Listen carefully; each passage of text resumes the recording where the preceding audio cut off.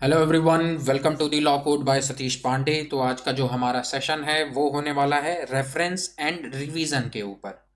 और जो जो सेक्शंस इसके अंदर हम लोग कवर करने वाले हैं वो होने वाले हैं 436 से लेकर 445 तक, अंडर भारतीय नागरिक सुरक्षा संहिता 2023। तो आज का ये जो सेशन है इसको स्टार्ट करते हैं।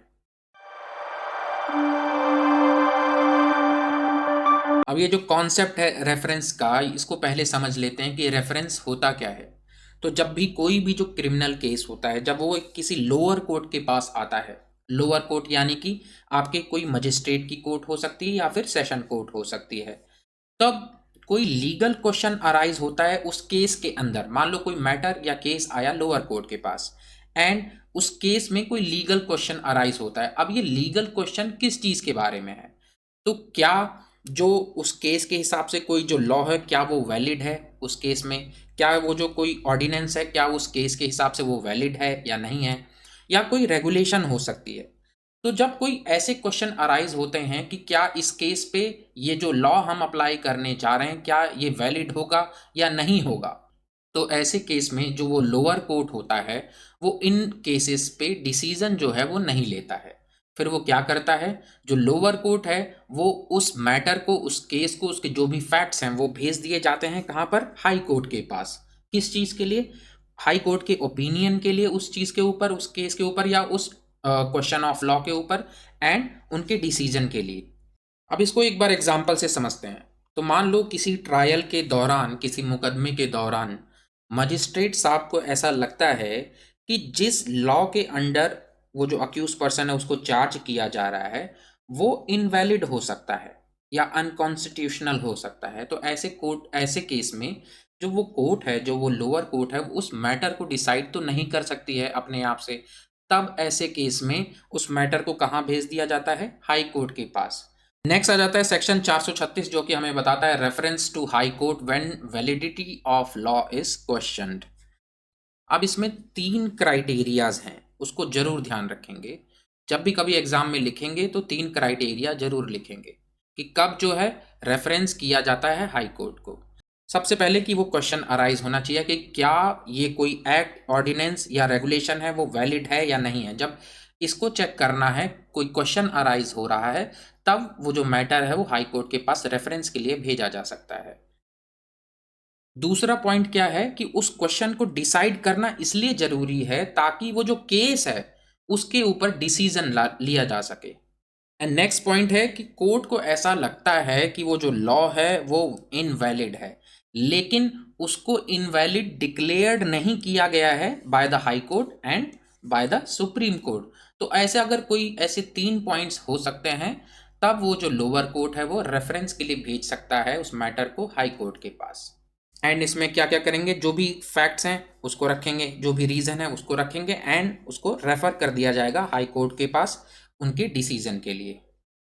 एक और मोस्ट इंपॉर्टेंट चीज़ है यहाँ पर कि अगर कोई जो सेशन कोर्ट है वो कोई और भी क्वेश्चन को, कोई इंपॉर्टेंट क्वेश्चन ऑफ लॉ को भी हाई कोर्ट के पास भेज सकता है उनके ओपिनियन के लिए। अब जब तक हाई कोर्ट का डिसीजन नहीं आ जाता, मतलब जो रेफरेंस किया गया है उसके ऊपर हाई कोर्ट का जब तक कोई आंसर या डिसीजन नहीं आ जाता, तब तक यहाँ पे लोअर कोर्ट क्या क्या कर सकती हैं? वो जो अक्यूज पर्सन था उसको जेल में रख सकती हैं। दूसरा, उसको बेल पे रिलीज भी कर सकती हैं, एंड उसको ये ऑर्डर कर सकती हैं कि जब भी आपको अपीयर करने के लिए, अपीयर होने के लिए बोला जाएगा, आप कोर्ट में अपीयर होंगे। नेक्स्ट आ जाता है सेक्शन 437, जो कि हमें ये बताता है orders of the high court on reference.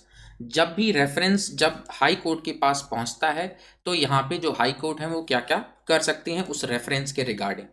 सबसे पहले तो कोई भी जो ऑर्डर है वो पास कर सकते हैं उस रेफरेंस के ऊपर, जो उनको उस केस के हिसाब से ठीक लगेगा।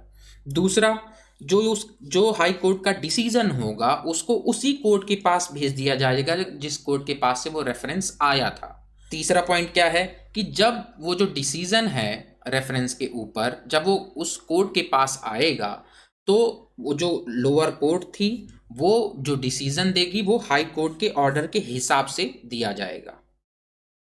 एंड लास्ट पॉइंट यहाँ पर ये है कि जो हाई कोर्ट है यहाँ पे ये डिसाइड कर सकती हैं कि वो रेफरेंस की कॉस्ट कौन पे करेगा। अब यहाँ पे ये जो नेक्स्ट कॉन्सेप्ट है वो है रिवीजन का, कि रिवीजन क्या होता है। तो क्रिमिनल प्रोसीजर में रिवीजन बेसिकली एक हायर कोर्ट की कुछ पावर्स होती हैं। पावर्स क्या है कि एग्जामिनेशन की पावर है एंड रिव्यू करने की पावर है। किस किस चीज़ को रिव्यू करना है या किस चीज़ को एग्जामिन करना है। तो किसी भी रिकॉर्ड्स को एग्जामिन कर सकती हैं एंड किसी भी डिसीजन को एग्जामिन कर सकती हैं। मतलब कोई भी जो डिसीजन थे जो कि लोअर कोर्ट के द्वारा दिए गए थे, तो उन डिसीजंस को जो हायर कोर्ट्स हैं, हायर कोर्ट्स यानी कि आपके हाई कोर्ट हो गए या फिर सेशन कोर्ट हो गए, तो ये कोर्ट्स उन लोअर कोर्ट्स के जो भी डिसीजंस हैं उनको रिव्यू कर सकती हैं एंड उनके जो भी रिकॉर्ड्स हैं उनको एग्जामिन कर सकती हैं। अब किस किस चीज़ के लिए, मतलब क्या चेक करने के लिए कि क्या वो डिसीजन में करेक्टनेस है या नहीं है, क्या वो डिसीजंस लीगल हैं या नहीं है, क्या फाइंडिंग्स थी, क्या सेंटेंसेस या क्या क्या ऑर्डर उस क्रिमिनल केस में पास किए गए थे।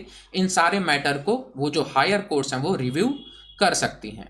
नेक्स्ट आ जाता है सेक्शन 438 जो कि हमें बताता है पावर ऑफ रिवीजन किसके किसके द्वारा, by the high court and by the session court या सेशन जज। अब जो हाई कोर्ट एंड जो सेशन जज हैं यहाँ पे वो क्या क्या कर सकते हैं, तो वो कोई भी जो रिकॉर्ड्स थे उनको एग्जामिन कर सकते हैं किसी भी प्रोसीडिंग्स के of a lower criminal court जो कि उनके एरिया में आता है।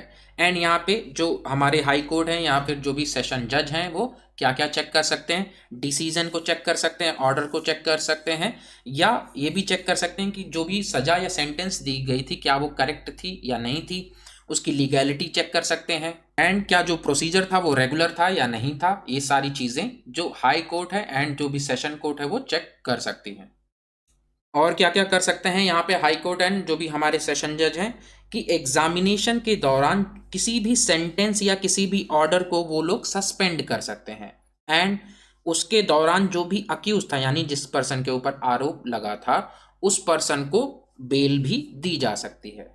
अब इसकी एक एक्सप्लेनेशन है, इसको भी देख लेते हैं कि यहाँ पे जो ऑल मजिस्ट्रेट शब्द हैं इसके अंदर क्या क्या इंक्लूडेड है। कोई भी एग्जीक्यूटिव मजिस्ट्रेट हो सकता है, कोई भी जुडिशियल मजिस्ट्रेट हो सकता है, या फिर ओरिजिनल और अपीलेट जो भी आपके मजिस्ट्रेट हो सकते हैं, वो सब लोग जो हैं वो इंफीरियर कंसीडर किए जाएंगे सेशन जज के सामने इस पर्पस के लिए, मतलब रिवीजन के पर्पस के लिए। नेक्स्ट पॉइंट आ जाता है, next and most important point, कि रिवीजन की जो पावर है by the high court and the session जज कब इस्तेमाल नहीं की जा सकती। अब अगर जो लोअर कोर्ट्स थे उन्होंने कोई इंटरलोक्यूटरी ऑर्डर्स दिए थे, मतलब टेम्परेरी ऑर्डर्स दिए थे केस के दौरान, तो उनके लिए जो रिवीजन की पावर है वो इस्तेमाल नहीं की जा सकती। नेक्स्ट पॉइंट आ जाता है कि अब किसी पर्सन ने ऑलरेडी रिवीजन के लिए चाहे तो सेशन जज के सामने चाहे तो हाई कोर्ट के सामने ऑलरेडी अप्लाई कर रखा था, तो सेम पर्सन दोबारा से रिवीजन के लिए अप्लाई नहीं कर सकता। नेक्स्ट आ जाता है सेक्शन 439 जो कि हमें बताता है power to order further inquiry. अब क्या होता है कि किसी रिकॉर्ड को एग्जामिन करते दौरान या एग्जामिन करते समय जो हाई कोर्ट है या फिर जो भी हमारे सेशन जज हैं उनको ऐसा लगता है कि ये जो कंप्लेंट थी इसको गलत ही डिसमिस कर दिया गया था, या फिर जो भी अक्यूज था उसको गलत ही डिस्चार्ज कर दिया गया था, तब ऐसे केस में जो हमारे हाई कोर्ट हैं या फिर जो भी सेशन जज हैं वो फर्दर इंक्वायरी के लिए ऑर्डर कर सकते हैं। एंड ये जो इंक्वायरी है किसके द्वारा की जाएगी, चीफ जुडिशियल मजिस्ट्रेट के द्वारा एंड कोई भी सबऑर्डिनेट मजिस्ट्रेट के द्वारा। नेक्स्ट पॉइंट हमें ये बताता है कि किसी भी ऐसे पर्सन को फर्दर इंक्वायरी फेस करने के लिए नहीं बोला जा सकता। कब तक, जब तक उसे एक अपॉर्चुनिटी ना दे दी जाए कि क्यों ये जो केस है इसे रीओपन नहीं होना चाहिए। नेक्स्ट आ जाता है सेक्शन 440 जो कि हमें बताता है रिवीजन पावर्स ऑफ सेशन जज। जब कोई जो रिवीजन का मैटर होता है जब वो सेशन जज के पास आता है एंड ऐसे में जो भी रिकॉर्ड्स होते हैं जो कि सेशन जज के द्वारा मंगवाए जाते हैं, तो यहाँ पर जो हमारे सेशन जज हैं वो सेम पावर्स का इस्तेमाल कर सकते हैं जो कि हाई कोर्ट के द्वारा रिवीजन के लिए इस्तेमाल की जाती है सेक्शन 442 में। यहाँ पे जो प्रोसीजर होगा वो ऑलमोस्ट सेम होगा जैसे कि हाई कोर्ट का प्रोसीजर होता है। एंड नेक्स्ट पॉइंट आ जाता है कि अब अगर कोई जो रिवीजन की एप्लीकेशन है उसके ऊपर डिसीजन जो है वो ले लिया गया है सेशन जज के द्वारा, तब ऐसे में वो जो सेम पर्सन है वो दोबारा से रिवीजन की एप्लीकेशन हाई कोर्ट के सामने फाइल नहीं कर सकता है। नेक्स्ट आ जाता है सेक्शन 441 जो कि हमें बताता है पावर्स ऑफ एडिशनल सेशन जज। अब अगर कोई जो मैटर है जो कि सेशन जज को ट्रांसफर किया गया है अंडर रिवीजन, तो यहाँ पे जो हमारे एडिशनल सेशन जज हैं वो सेम पावर को एक्सरसाइज कर सकते हैं जो कि सेशन जज के द्वारा एक्सरसाइज की जाती है, जो कि हमने सेक्शन 440 में डिस्कस किया है। नेक्स्ट आ जाता है सेक्शन 442 जो कि हमें बताता है power of high court in revision. Revision के लिए हाई कोर्ट के पास क्या क्या पावर्स हैं। अब जब भी कोई जो मैटर है यानी कि जो भी कोई रिवीजन का मैटर है जब हाई कोर्ट के पास आता है एंड उस मैटर में जब भी रिकॉर्ड्स जो हैं हाई कोर्ट के द्वारा मंगवाए जाते हैं, तो यहाँ पर जो हाई कोर्ट है वो अपनी अपीलेट कोर्ट वाली जो पावर है उसका इस्तेमाल कर सकती है।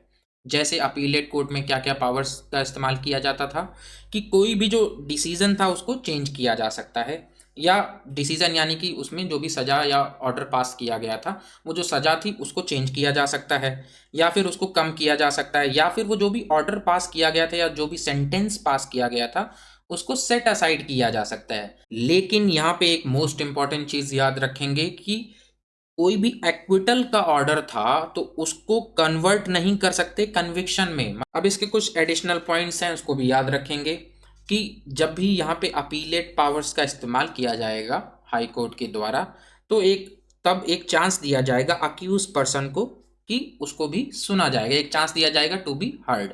दूसरा पॉइंट हमें ये बताता है कि अब किसी मैटर में अपील जो थी वो अलाउड थी लेकिन उसमें अपील नहीं ली गई, तब उस केस में रिवीजन जो है वो नहीं लिया जा सकता उस पार्टी के द्वारा। लास्ट पॉइंट आ जाता है कि अब क्या होता है, किसी एक पर्सन ने जो है रिवीजन के लिए फाइल कर दिया और उसे ये लगा कि भाई इसमें जो अपील थी वो अलाउड नहीं थी, उसने ऐसा गलत परसीव कर लिया कि इसके अंदर जो अपील थी वो अलाउड नहीं थी और उसने फाइल कर दिया रिवीजन। तो ऐसे केस में जो हाई कोर्ट है उसको एज ए अपील ट्रीट कर सकता है इफ जस्टिस रिक्वायर्स। नेक्स्ट आ जाता है सेक्शन 443 जो कि हमें बताता है when revision petitions are filed in both the courts. अब क्या होता है कि मान लो बहुत सारे लोगों को किसी एक मतलब सेम ट्रायल में कन्विक्ट किया गया है, मान लो कि 3 लोगों को किया गया है, उस उनमें से कुछ जो हैं अप्लाई करते हैं रिवीजन के लिए हाई कोर्ट में एंड कुछ अप्लाई कर देते हैं सेशन जज के सामने। तो ऐसे ऐसे केस में जो हमारा हाई कोर्ट है वो डिसाइड करेगा कि जो सारी रिवीजन का जो पिटीशन है या जो रिवीजन की जो एप्लीकेशन है वो किसके पास जाएंगी, कौन उन रिवीजन की एप्लीकेशन को सुनेगा। नेक्स्ट पॉइंट हमें ये बताता है कि जो हमारा हाई कोर्ट है वो चाहे तो सारी जो रिवीजन की एप्लीकेशन है वो अपने पास मंगवा सकता है या फिर चाहे तो सेशन जज को भी ट्रांसफ़र कर सकता है। लास्ट पॉइंट ये आ जाता है कि अब अगर जो रिवीजन की एप्लीकेशन है किसी एक कोर्ट के द्वारा डिसाइड कर दी गई है आफ्टर ट्रांसफ़र, तब कोई फर्दर रिवीजन जो है वो नहीं अलाउड की जाएगी उन लोगों के लिए। नेक्स्ट आ जाता है सेक्शन 444 जो कि हमें बताता है no absolute right to be heard. तो पहला पॉइंट हमें ये बताता है कि किसी भी जो रिवीजन प्रोसीडिंग्स है उसके अंदर किसी भी पार्टी को सुनने का अधिकार नहीं है, लेकिन फिर भी जो कोर्ट है यहाँ पे चाहे तो जो पार्टीज हैं उनको पर्सनली या फिर उनके एडवोकेट्स के थ्रू सुन सकती है। नेक्स्ट आ जाता है सेक्शन 445 जो कि हमें बताता है सर्टिफिकेशन ऑफ रिवाइज्ड डिसीजन। जब जो हाई कोर्ट या फिर जो सेशन जज के द्वारा किसी डिसीजन के ऊपर रिवीजन कर दिया जाता है तो उसका जो सर्टिफिकेट होता है मतलब उनके जो डिसीजन का जो सर्टिफिकेट होता है वो उस लोअर कोर्ट के पास भेज दिया जाता है जिन्होंने ओरिजिनली वो जो ऑर्डर था वो पास किया था। अब जब जो रिवीजन के बाद जो हाई कोर्ट एंड जो भी सेशन जज के जो डिसीजन होते हैं जब लोअर कोर्ट के पास आते हैं तो यहाँ पे लोअर कोर्ट्स अपने ऑर्डर्स जो हैं वो सुना सकती हैं in line with the decision of the high court और सेशन जज। एंड लास्ट पॉइंट ये कहता है कि जो भी रिकॉर्ड्स थे उनको अमेंड कर सकते हैं। तो ये था आज का हमारा topic reference and revision. Thank you guys for watching this lecture. Kindly like share and subscribe to my YouTube channel that is the law code by Satish Pandey. धन्यवाद एवरीवन।